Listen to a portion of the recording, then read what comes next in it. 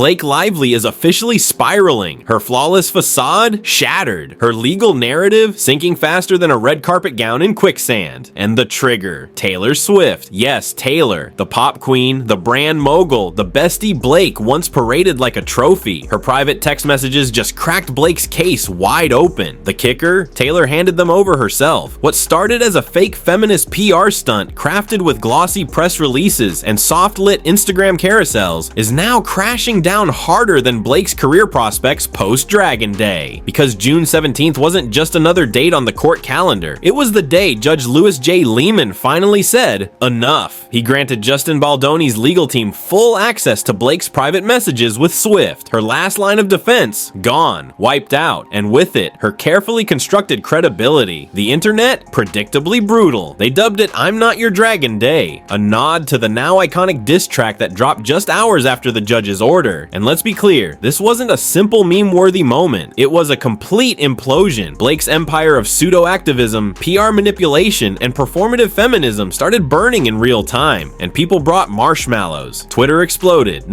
Lively lied again started trending next to Dragon Day Massacre. Public sentiment flipped faster than a fashion blogger at Paris Fashion Week. It turns out you can't gaslight the entire internet and expect them not to clap back when the curtain falls. The irony, just days before, Blake's legal team was popping metaphorical champagne. They called a partial dismissal a win, for women no less. Because of course, when in doubt, wrap yourself in the feminist flag and pray no one reads the fine print. But the truth, that so-called victory only applied to a single defamation charge against the New York Times. Not Blake, not Ryan Reynolds, not her PR firm Vision, and definitely not the main bulk of the case. But Blake did what she does best, spin. She paraded around that technicality like she'd just liberated womankind. Her publicist had feminist blogs foaming at the mouth.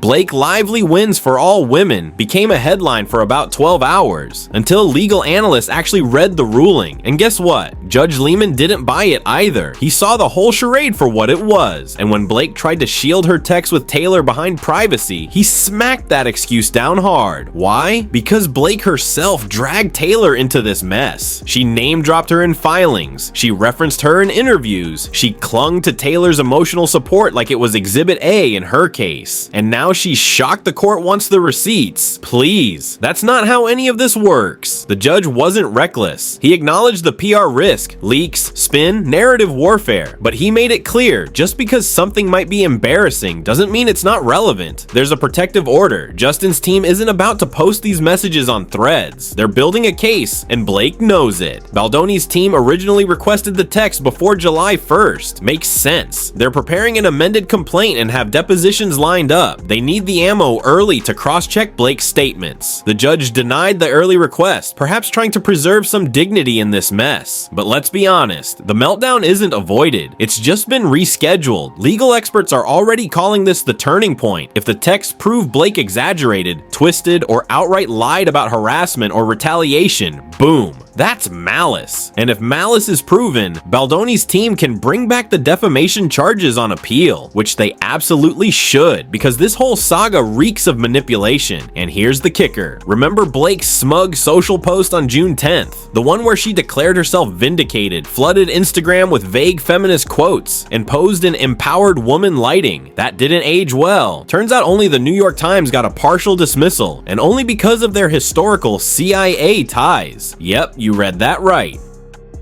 If the texts show Blake tried to manipulate Taylor into supporting a lie, or worse, deleting evidence, then we're not just talking about bad optics. We're talking obstruction, tampering, felony-level exposure. And the rumors? They're loud. Multiple sources claim Scott Swift, Taylor's father, quietly handed over key texts to the court, topics and dates. Allegedly, Blake begged Taylor to delete messages. Just imagine, one day she's calling her my dragon, the next she's whispering, "Please help me commit obstruction of justice." That's not friendship, that's desperation in designer heels. And the worst part, Taylor didn't even flinch. She handed over the text through her lawyers and walked away, silent, composed, lethal. Meanwhile, Blake's been flailing. She filed last-minute motions. She begged the court for protective orders like they were Chanel bags. She even tried to drag Taylor's legal team into the mess. But the truth is simple. When you're innocent, you don't hide evidence. You flaunt it. Blake didn't do that. She ran. Why? Because she's not afraid of losing the lawsuit. She's afraid of being exposed. This whole case, let's be honest, was never about safety or justice. It was about control, about owning it ends with us, about shutting Justin out, about manipulating a movement and calling it activism. But now that manipulation is being dissected under oath, and it gets worse. Let's talk about Judge Lewis Lehman, our honorable ringmaster. Turns out his brother, Noah Lehman, is tied to Gray Wave Consulting LLC, a firm quietly pocketing payments linked to Blake's PR machine. You heard that right. The judge's brother is connected to Blake's crisis team. Conflict of interest much. Calls for recusal flooded the internet, but Judge Lehman stayed put, and then, magically, he greenlit the Taylor Swift texts. Damage control, anyone? Legal pundits are circling. The optics stink. If more financial ties are uncovered, this could blow into a full judicial misconduct scandal. Blake's case is hanging on duct tape, prayer, and high-end concealer. One ethics violation and it all crumbles. But even that's not the wildest part. Enter Dr. Leslie Dobson, Blake's unofficial spin doctor and rumor peddler. This woman forged HR complaints. Yes, forged. She sent fake documents to YouTubers and journalists, claiming Sony had reports of Justin's misconduct from college. There were no reports, no victims, just malice. Donna Bowling of Daily Dose of Donna went public, saying Dobson emailed her a fabricated complaint, complete with a phony Sony letterhead. And now Dobson's name reportedly appears in sealed court filings. Justin's team is demanding access to all communication between Dobson and Blake's camp. If there's any connection between those lies and Blake's legal team, it's not just shady, it's fraud, sanction-worthy, reputation-ruining, potentially criminal. So where's Blake now? Drowning in bad press with no Vogue shoot to distract anyone. Her entire legal strategy, based on emotion, spin, and Instagram, has collapsed. And all that's left, evidence. Cold, hard, time-stamped truth. Blake Lively weaponized feminism, friendship, and fame. She tried to guilt the court. She tried to gaslight the press. And she thought if she just looked good enough doing it, no one would question her. But reality doesn't wear makeup. June 23rd, 2025. That's the day Baldoni's amended complaint hits. With Taylor's texts, with timelines, with contradictions. This isn't just about reputation anymore. If Blake lied under oath, she could face sanctions. Or worse, new charges. Perjury, witness tampering, attempted blackmail. Because yes, it's now being reported that Blake threatened Taylor Swift. She allegedly warned that she'd leak Taylor's text unless Taylor stood by her in court. That's not drama, that's criminal coercion. And guess what? Taylor didn't bend. She didn't do an interview, didn't post a Notes app apology. She authorized her lawyers to cooperate and walked away. Quiet, deadly, swift, and just to twist the knife, the I'm Not Your Dragon diss track exploded. Written from Justin and Taylor's perspectives, it's now the unofficial anthem of Blake's downfall. It's catchy, it's savage, and it's a pop culture tombstone. Blake's name is etched on it in glitter, eyeliner, and shame. So here we are. Blake Lively tried to turn the courtroom into a photo shoot. She thought feminism was a costume. She thought Taylor Swift was a weapon. She thought the internet was gullible. She was wrong on all counts. And now she's burned every bridge. She's weaponized every relationship. And the only thing left is the fire she started herself. Blake played with dragons. Now she's getting scorched. And this time, not even Ryan Reynolds can save her.